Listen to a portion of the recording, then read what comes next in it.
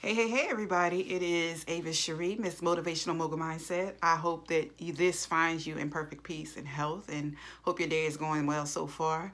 It is February 13th, 2018. Wanted to come to you today. I've been grinding, guys. I've been grinding. I'm thanking you guys for the views. I'm thanking you for liking my new public brand page for Ava Cherie on Facebook. I just put together my Instagram or released it to the public, and I've get my posts slowly climbing up. So just bear with me. But in the meanwhile, you have these nice food for your soul quotes videos to feast on, and today is no different. I'm on my way to Baltimore, and I wanted to just stop and do a couple of videos for you because I was talking to again my village, and we discuss a lot of different topics, a lot of different things all the time. So some things pique my interest, but this particular thing, this morning after I finished working at about 6 a.m. I just thought about like how people go to bed and they think and they presume that, tomorrow's guaranteed. And I just really wanted to rest in that when I was saying my prayers to just piece me out to go to sleep this morning. Like being mindful of what it is that you did the day before. What kind of deeds, what kind of acts, what kind of seeds have you sown in your life and in someone else's life, your children, generations. We always talk about generational curses. We always talk about things passed down and strongholds and breaking chains and cycles. And as I was dozing off, this is what was downloaded into my spirit. We have a choice to leave good or bad seeds in people's lives. Beware of the bad seeds released by your hand. You might find yourself taking a seat at the table you set up for someone else's malnutrition. All right, you can take a look at that. It's on this video, or you can go to my Facebook page and just marinate on that quote. What I meant by, we always say, sow seed in good ground. You believe in that because you reap a harvest, the fruition of things manifesting. You want to be partakers of that. But you also have to get on the grind and get on the playing field and get your hands dirty. Be on the front line of things. Be on the front line of change. Be on the front line of helping someone along their journey. Be on the front line of depositing into people's lives, not just partaking in, or AKA what I call them, takers.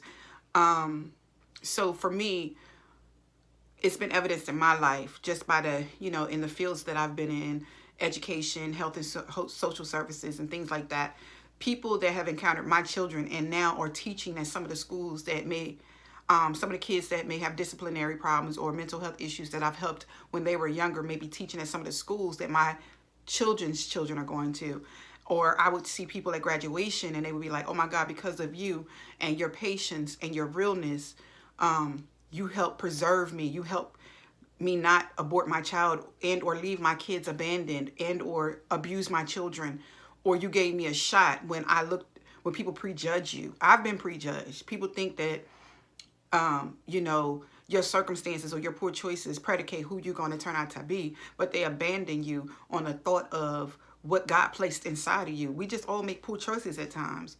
So with that quote, be careful of the good and or bad seeds that you sow into other people's lives, because while you're trying to, if you're a person that like to sow discord and always chitter-chatting and always got something to say because you bored, because you waking up today and you figuring like somebody else got one up and they doing their thing, or they ain't letting you inside their life and they every turn and they every move. So you want to plant a seed in somebody else, or you want to backbite or start gossiping or whatever, but you can't take it to nobody. You can never take it to them.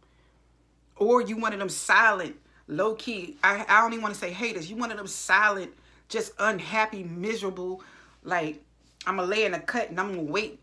And you just walk and you drop your seeds, and then you want to hide your hand all the time. You want to hide behind a bush.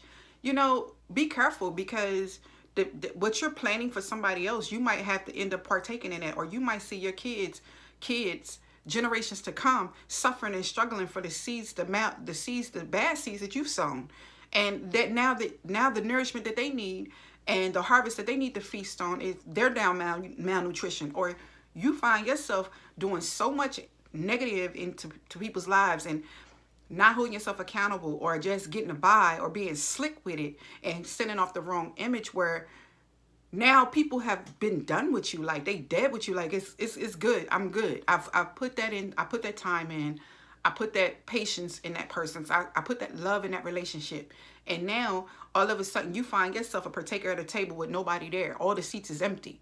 Now you malnutrition because you ain't got nothing to feast off of because everybody that induced you out, like, pieced you out, like, okay, I'm good. You over there because misery really does love company. You like what you do. There's no other way for people to articulate or understand why it is that you get off on that, because you can't blame everybody after a certain point when there's nobody else to blame. When you're the only one left standing in a field of bad seeds, of weeds, of roots that you've been planted, witchcraft, curses that you spoke over people's life that you don't think people know.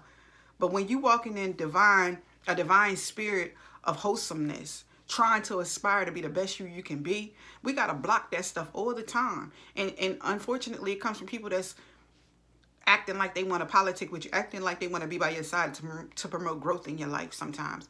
And that's unfortunate. That hurts. Those are wounds that are deeply cut. But be careful. Be careful at the seeds that you sow at your own hand. Because I'm sitting here as bearing witness to watching somebody they have sown seeds for so long and they have done it so well. Good and bad seeds. But what's evidence is what you've done more of.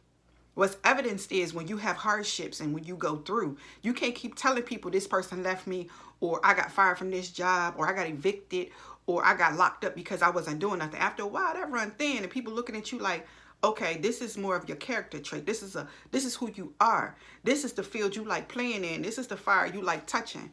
And you burning bridges along the way. And now you can't blame anybody but yourself. And at some point, it's not going to be nobody but you and God to face off with.